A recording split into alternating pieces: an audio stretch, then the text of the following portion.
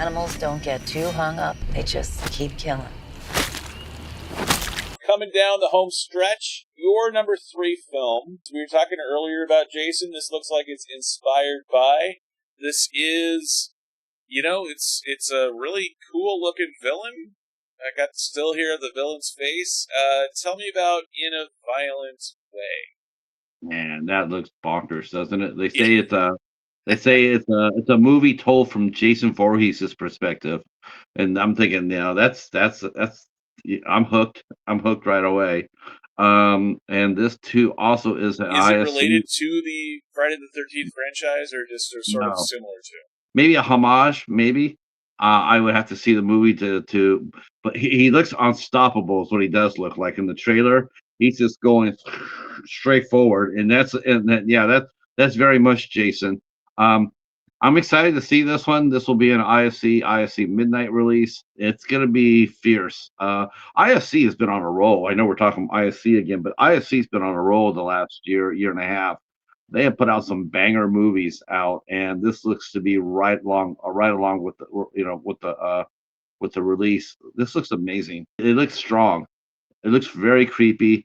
I never even thought about that, because we were talking about this. I think we were talking about this yesterday about how Jason, the first 4 of the Friday the 13th movies, they're the best ones because they show Jason as a human.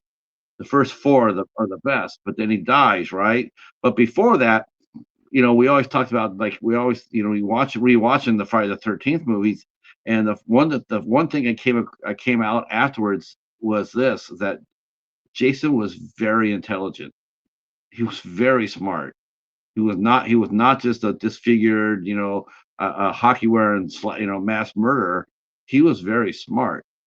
And if you go back and really watch the movies and think about it, where he was when he supposedly drowned to where he is now when he starts killing, all that time he had to survive. It's fascinating to think about the character that way. Like, he's smart. He's intelligent. He figured out where Alice lived in the second movie. How did he do that? Did he know how to read?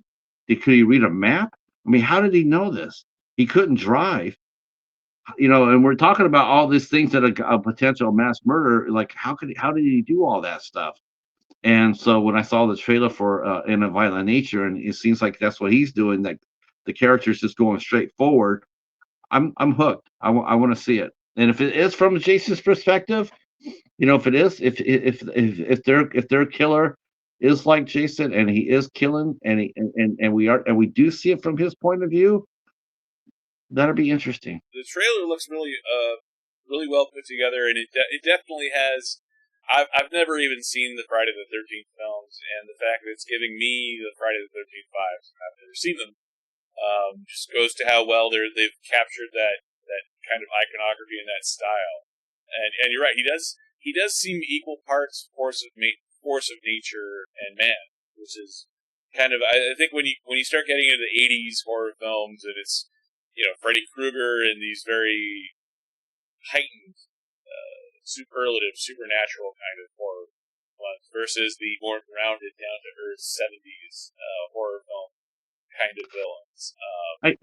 I got the impression too when I was watching this, Brian, is the fact that now that because Shutter also is also owned by AMC, who owns IFC, and I did notice that some of these movies that they've came out with, a couple of the movies, they do tend to run a little bit more, because I don't want to say art house horror, because that's not necessarily true, but I do see some of these movies that IFC and Shutter have been releasing.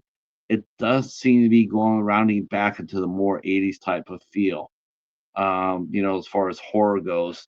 Like, and that's 80s not in terms of elevated, or like 70s in terms of. I think definitely elevated. And that's not necessarily a bad thing. I think I can't wait to see it. I just hope that we get it played around us. I don't want it to be just playing. I don't want it to be playing in New York City for a week and then go straight to stream. Like, don't do that. Do you have any indie movie theaters near you? No, our Image theater will once in a while play an indie movie once in a while, but no, we don't have. We had one art house theater. It went over to Bollywood theater, and then I think it got closed. So we don't have any art house. No. Yeah, we have. I'm in Las Vegas, and we only really had 2 or 3, and one of them shut down during the pandemic. So we don't even have a ton here in Vegas. So always good to see horror films in theaters too. That's in a big crowd when it's really dark with people screaming around you. I think probably the best way to